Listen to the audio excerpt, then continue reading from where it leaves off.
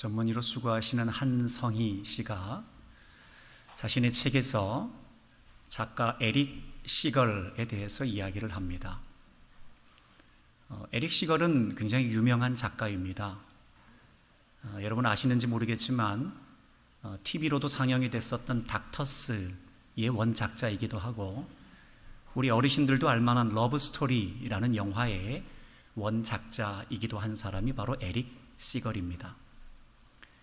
이 에릭 시걸이 30년 동안 투병 생활을 하면서도 포기하지 않았던 것이 있었답니다. 그것은 누군가를 가르치고 책 쓰는 일을 포기하지 못했답니다. 과연 에릭 시걸은 30년 동안 투병 생활을 하면서도 누군가를 가르치고 글 쓰는 일을 포기하지 않았던 이유가 무엇일까요? 그것은 그 일을 하면서 행복했기 때문이지요.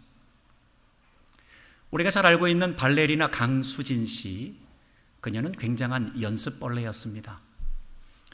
여러분 사진에서 보는 것처럼 강수진 씨는 매 순간 연습을 할 때마다 모든 발가락이 엄지발가락만큼 퉁퉁 부을 정도로 상처가 나고 피가 나고 찢어지는 고통이 있었지만 상처가 채 아물기도 전에 다시 발끝을 세워가면서 또다시 완벽을 기하며 연습할 정도로 최선을 다했습니다. 과연 강수진 씨는 왜 이렇게도 고통스러워하면서 힘들어하면서도 발레 연습하는 것을 포기하지 않았을까요? 그것은 강수진 씨 역시 마찬가지로 이 일을 하면서 행복했기 때문입니다. 정신분석학자인 하인즈 코헛이라는 사람이 이런 이야기를 합니다. 사람에게 있어서 먹고 사는 일만큼이나 중요한 일이 있는데 그것은 누군가에게 존중받는다는 느낌과 그리고 행복한 감정인 안정감을 느끼는 것이 사람에게 매우 중요하다라고 이야기를 합니다. 그러니까 앞서 말씀드린 에릭 시걸이라는 사람이 30년 동안 투병을 하면서도 그 일을 했던 것은 그 누군가를 가르치면서 글 쓰는 일을 통하여 스스로 존중받는다는 느낌을 받았던 것입니다. 뿐만 아니라 그 안에서 행복감을 경험했기에 그는 그 일을 포기할 수 없었던 것이지요. 발레리나 강수진 씨 역시 마찬가지로 끊임없는 고통 가운데도 발레 연습을 했던 이유는 그 발레 연습을 하면서 스스로 존중받는다는 느낌을 받았기 때문입니다. 뿐만 아니라 행복감을 경험했기 때문에 그렇지요. 여러분 이들이 그렇다면 우리 역시 마찬가지입니다. 여러분들이 어떠한 일을 하든지 만약에 여러분들이 어떤 일을 하면서 그 일을 통해 스스로 존중받는다는 느낌을 갖고 있거나 아니면 그 일을 통하여 행복감을 경험하고 있다면 아마 여러분들도 그 사람들과 같이 그 일을 쉽게 포기하지 못할 겁니다.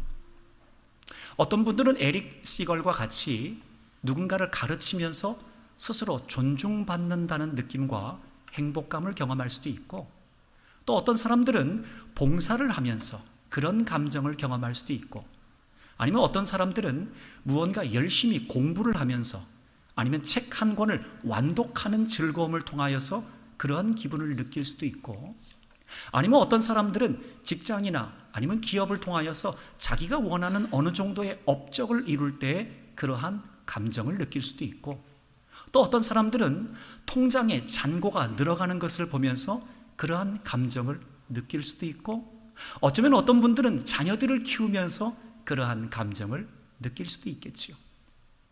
자, 여러분 좋습니다. 그러면 우리가 살아가는 동안에 어떤 일을 하면서 내 스스로 존중받는다는 느낌과 행복감을 가지고 살아가는 것 참 좋습니다. 그럼 여러분 우리가 베드로와 같이 여기 있는 것이 좋사오니 라고 이야기를 하면서 그 행복감만을 유지하면서 살아갈 가능성이 굉장히 높지요. 그러면 우리는 그것을 통하여서 야 이게 행복이지. 그래 다른 게 뭐 있어. 그래 이렇게 살아가는 게 행복이야 라고 이야기를 하면서 우리는 그 일을 계속하는 것을 꾸준히 준행하며 꾸준히 아마 우리가 할 수가 있을 겁니다. 그런데 우리가 그런 행복감을 경험하는 일을 하면서 우리가 놓치지 말아야 하는 한 가지 사실이 있습니다. 그것은 바로 하나님을 잊지 않아야 한다는 것이죠. 오늘 전도서 기자는 전도서 12장 1절에 이와 같은 말씀을 하고 있습니다. 함께 읽어보겠습니다. 시작. 그러므로 너는 내 젊음의 날에 곧 내 괴로운 날들이 닥치기 전에 이제는 사는 것이 낙이 없구나 라고 말할 때가 닥치기 전에 창조주를 기억하여라. 여러분, 그러니까 이 말은 우리에게 존중받는 느낌을 갖게 하는 그 일이 무엇이든, 그리고 우리에게 행복감을 가져다 주는 그 일이 무엇이든 좋다 이겁니다. 그러나 그 모든 우리에게 행복감을 주는 것들은 잠시 지나가는 안개와 같다라는 것입니다. 즉, 우리의 그런 행복감이라는 것은 잠시 유지하는 기쁨이 될 수 있지만, 그러나 우리를 살릴 수 있는 것은 오직 하나님과 하나님의 약속 외에는 없다라는 것이지요. 그러니까 잠시 지나가는 행복감을 유지하느라 영원히, 그리고 또 우리를 살릴 수 있는 하나님과 하나님의 약속을 잊지 말라고 우리에게 부탁하고 있는 것입니다. 여러분 잘 알고 있는 에서가 있습니다. 여러분, 에서는 장자였습니다. 여러분 아시는 것처럼 창세기 25장에 에서에 대해서 뭐라고 이야기를 하냐면, 에서는 익숙한 사냥꾼이다 라고 이야기를 합니다. 그런데 거기에 한 가지 더 덧붙여서 무엇이라고 이야기를 하냐면, 아버지 이삭은 에서가 사냥한 요리를 먹는 것을 좋아했다, 즐겨했다 라고 말을 합니다. 그러니까 이것은 아버지와 아들과의 상관관계를 살펴본다면 아들 에서가 사냥을 좋아하게 된 이유가 아버지 때문이라는 것이지요. 왜냐하면 사냥 자체도 즐거웠겠지만 사냥을 하면서 요리한 것을 아버지에게 갖다 줬을 때 아버지가 한없이 기쁜 마음으로 요리를 드셨다면 아들은 그것으로 인하여서 행복감을 경험할 수 있었다는 것이죠. 더욱이 거기다가 아버지가 자신이 요리해간 것을 갖다 주었을 때 아버지가 칭찬이라도 했다면 아마 아들 에서는 아버지의 칭찬을 통하여서 스스로 존중받는 느낌을 받았을 거라는 것이죠. 그러니까 요리를 통하여서 아버지에게 존중받는다는 느낌, 그리고 행복감을 경험하는 것을 통하여서 아들 에서는 사냥하는 일을 멈출 수가 없었다는 것입니다. 그런데 그에게 이렇게 행복감을 가져다 주고 자기 스스로 존중받는 느낌을 갖게 하는 이 사냥하는 일에 너무 몰두하느라 에서는 하나님을 잊었습니다. 그리고 하나님의 약속을 잊었습니다. 그는 장자의 축복의 약속을 하나님께서 주셨지요. 그런데 사냥하는 일에 너무 몰두하느라 그는 이와 같은 고백을 하고 있습니다. 창세기 25장 32절 말씀입니다. 시작. 에서가 말했습니다. 배가 고파 죽겠는데 그까지 맏아들의 권리가 무슨 소용이냐? 그에게 행복감과 스스로 존중받는 느낌을 가져다 주는 사냥을 하느라 그는 하나님과 하나님의 약속인 장자의 축복을 잊어버리고 말았습니다. 뿐만 아니라 엘리 제사장이 있습니다. 여러분 아시는 것처럼 엘리 제사장은 사사시대 이후에 이스라엘 백성들에게 예배를 잘 가르쳐야 되는 제사장의 사명을 가지고 있었습니다. 그런데 이 엘리 제사장 역시 마찬가지로 행복감을 느끼는 것이 있었습니다. 앞서 에서가 사냥을 통하여서 아버지로 인해 스스로 존중받는 느낌과 행복을 경험한 것처럼 엘리는 그의 두 아들로 인하여서 행복감을 경험했습니다. 그는 아들을 키우면서 행복감을 경험했고 아들이 아버지를 존중하는 모습을 통하여서 존중받는 느낌을 받았다라는 것입니다. 그러기에 그는 그 행복감을 주는 아들로 인하여서 하나님과 하나님의 약속을 자녀들에게 가르치는 일을 잊어버리고 말았습니다. 자녀들이 대를 이어 제사장의 사명을 감당해야 됨에도 불구하고 엘리는 그 일을 제대로 가르치지 못해서 아들들은 제사장이 되었을 때 하나님을 모르는 제사장이 되었습니다. 뿐만 아니라 성전에서 봉사하는 여인들과 음탕하게 간음하는 일을 하는 매우 불명예스러운 그리고 수치스러운 파렴치한 제사장이 되고 말았습니다. 이러한 엘리 제사장의 두 아들을 바라보며 하나님께서는 엘리 제사장에게 이와 같은 책망을 하고 계십니다. 사무엘상 2장 29절입니다. 시작. 너희는 어찌하여 내가 내 처소에서 명령한 내 제물과 예물을 밟으며 내 아들들을 나보다 더 중히 여겨 내 백성 이스라엘이 드리는 가장 좋은 것으로 너희들을 살찌게 하느냐? 그러니까 하나님께서 이스라엘 백성들을 잘 관리해야 되는 엘리 제사장에게 너에게 행복감을 주는 그 아들 때문에 너는 어떻게 하나님과 하나님의 약속인 제사장의 축복과 제사장의 사명을 잊어버렸느냐? 너에게 행복감을 주는 것이 그렇게 좋더냐? 사랑하는 여러분, 여러분들은 지금 일생을 살아가면서 여러분을 스스로 존중받는 느낌을 갖게 하는 것이 무엇입니까? 여러분들 스스로 행복감을 들게 하는 것이 무엇입니까? 여러분, 어쩌면 에서와 같이, 엘리 제사장과 같이 그 무언가가 있을 수 있습니다. 그런데 여러분, 우리가 중요한 것은 그런 것들을 누리지 말라라는 것이 아닙니다. 여러분, 우리가 주 안에서 행복한 인생을 살아가는 것은 하나님께서 기뻐하시는 겁니다. 그런데 중요한 것은 우리가 나를 존중하게 여기는 것과 행복감을 느끼는 것 때문에 하나님을 잊지 말라는 겁니다. 그리고 하나님의 약속을 잊지 말라는 것이지요. 그렇게 바라기는, 사랑하는 여러분, 저와 여러분이 주 안에서 행복한 인생을 살아가더라도 하나님과 하나님의 약속을 잊지 않는 믿음의 사람들이 되셔서 하나님께서 여러분들을 통하여서 약속하신 은혜의 축복들을 받아 누릴 수 있는 저와 여러분들이 다 되실 수 있기를 우리 주님의 이름으로 간절히 축원합니다. 이스라엘 백성들의 문제는 바로 이것이었습니다. 그들은 그들에게 더 많은 행복감을 주는 것들을 더 많이 소유하고 싶어 했습니다. 어떻게 하면 내 스스로 존중받는 느낌을 갖는 것을 내가 더 소유할 수 있을까? 어떻게 하면 나를 행복하게 만드는 행복감을 주는 것들을 더 많이 소유할 수 있을까? 그러니까 이스라엘 백성들의 주된 관심은 소유에 있었습니다. 그러나 우리 하나님의 주요한 관심은 이스라엘 백성들이 너희가 누구냐? 너희는 내 백성이다. 너희는 내 백성이다. 라는 걸 이스라엘 백성들에게 알려주길 원하시는 것이 하나님의 주요한 관심사였습니다. 그러니까 이스라엘 백성들은 내가 어떻게 하면 더 많이 소유할까?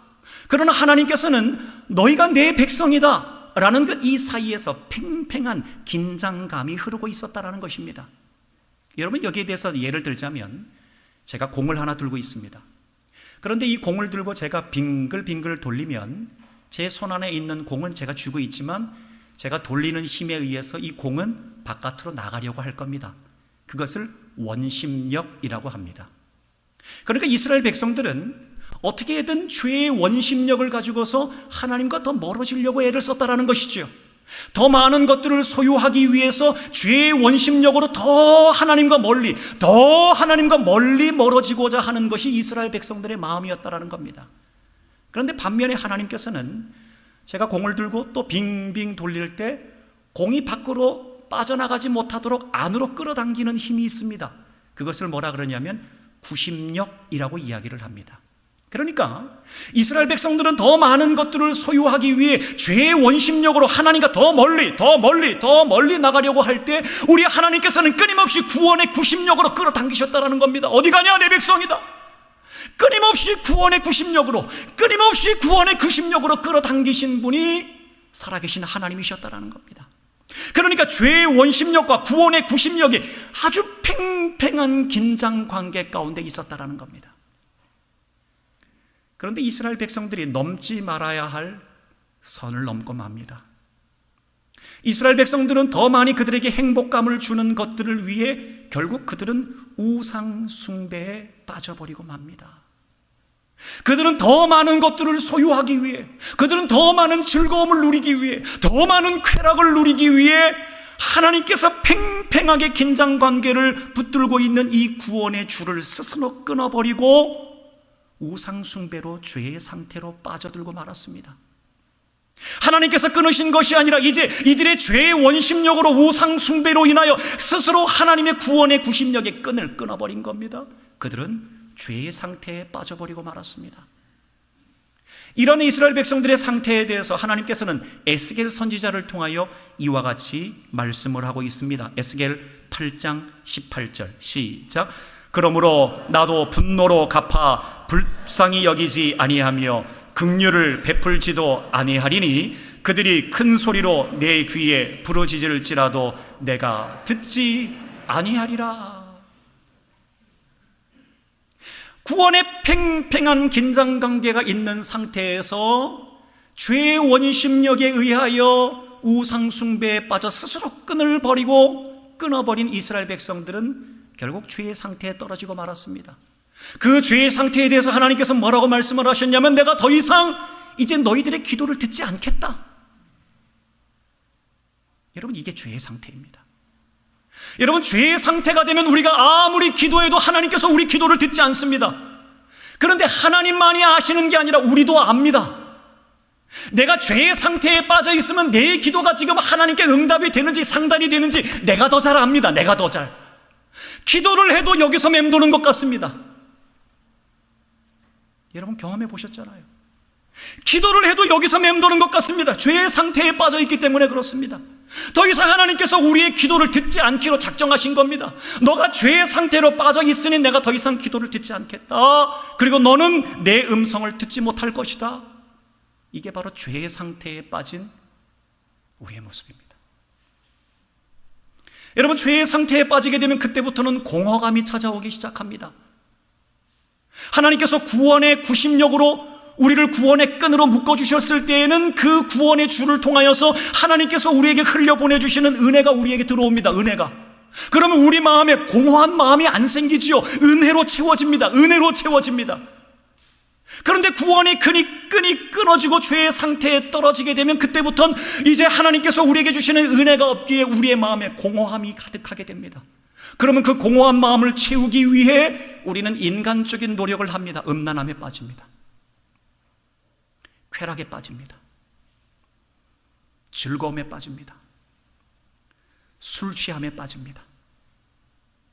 방탕함에 빠집니다. 도박에 빠집니다. 무언가 끊임없는 공허한 것들을 내 마음의 빈자리를 채우려고 애를 쓰는데도 안 채워집니다. 왜요? 구원의 끈이 끊어졌기에, 은혜가 공급되지 않았기에 이것은 인간적인 노력으로 도무지 채울 수 없는 죄의 공허한 상태를 경험하는 겁니다. 그러고 나서 죄의 공허한 상태를 빠지게 되면 이제는 죄의 노예가 됩니다.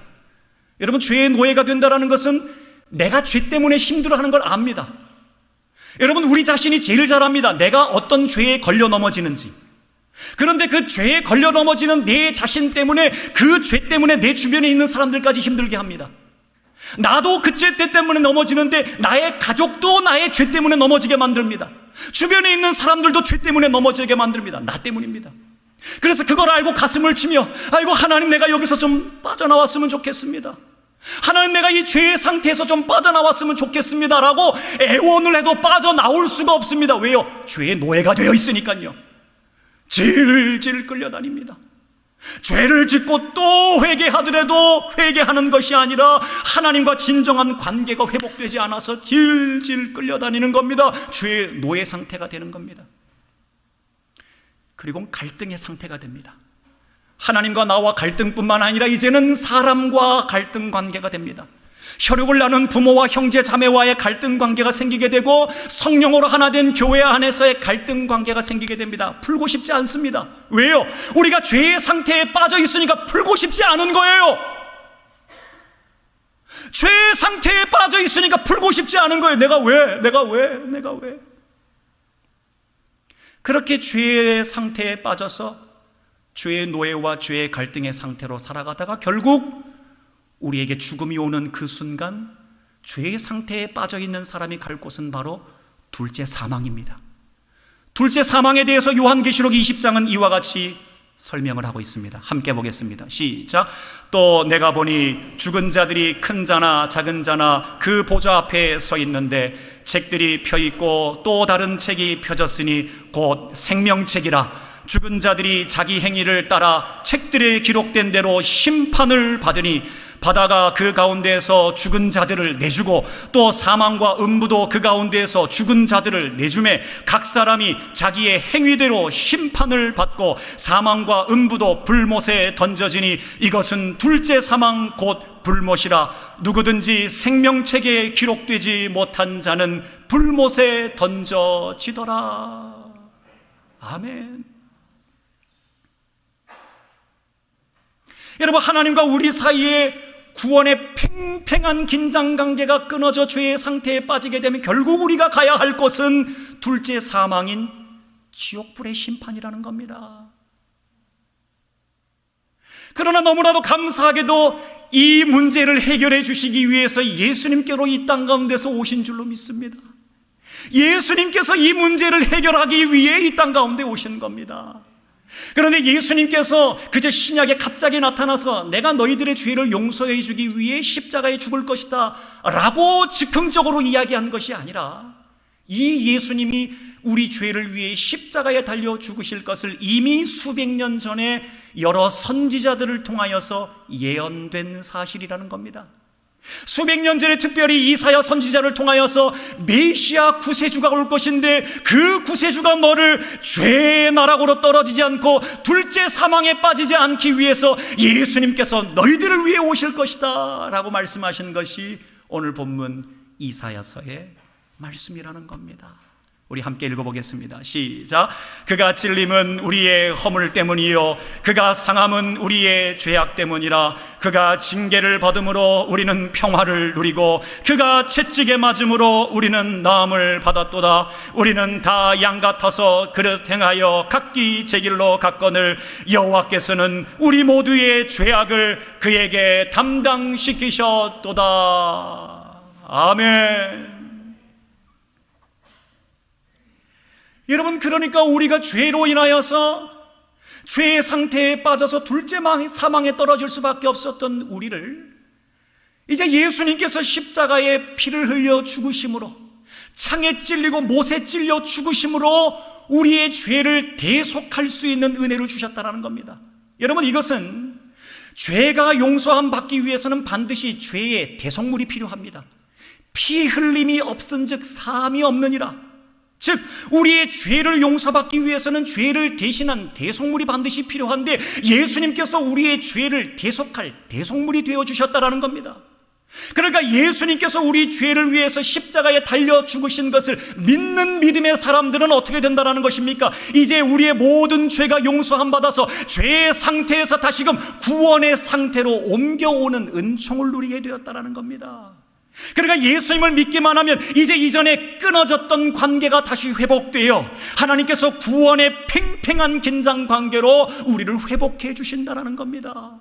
그러니까 우리가 연약하지만 하나님께서 구원의 생명줄로 우리를 붙드신다는 겁니다. 우리가 인생 가운데 살아갈 때 넘어질 때 많잖아요. 예수님을 믿는다 하지만 넘어질 때가 많잖아요. 그러나 그때에도 예수님을 믿는 사람은 포기하지 않는다는 겁니다. 아들아, 떨어지면 안 돼. 죄의 상태로 떨어지면 안 돼 하고 끊임없이 구원의 구심력으로 우리를 잡아당겨 주시는 하나님의 은총을 우리에게 베풀어 주셨다라는 겁니다. 그래서 죄의 상태에서 둘째 사망에 빠지지 않도록, 안 돼, 천국으로 가면 안 돼, 지옥으로 가면 안 돼, 안 돼, 둘째 사망으로 가면 안 돼 하고 끊임없이 구원의 구심력으로 당겨주시는 은총을 누릴 수 있게 되었다라는 겁니다. 여러분, 이렇게 예수님 때문에 죄에서 구원받은 사람들은 더 이상 공허함을 느끼지 않습니다. 여러분, 죄의 상태에서 공허함을 느끼지 않게 되면 이제 우리는 예수님만으로 만족하는 인생이 됩니다. 여러분, 예수님을 믿지만 예수님 때문에 우리 안에 공허함이 충만하게 채워지는 것을 모르는 사람이 있습니다. 예수님을 믿지만 그 능력을 경험하지 못하는 겁니다. 그렇게 이제 우리는 알아야 됩니다. 예수님을 믿는 사람들은 우리 안에 더 이상 술 취함으로 공허감을 채울 필요가 없어요. 우리 안에 더 이상 분노로 우리의 공허함을 채울 필요가 없어요. 더 이상 우리 안에 음란한 것으로 우리 공허함을 채울 필요가 없다라는 겁니다. 왜요?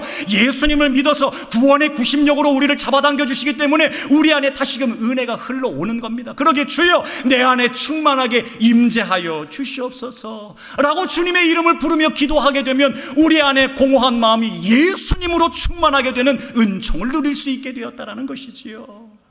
뿐만 아니라 이제 우리는 죄의 노예 상태가 안 됩니다. 왜요? 죄의 나락에서 떨어질 때는 죄의 노예가 되었습니다.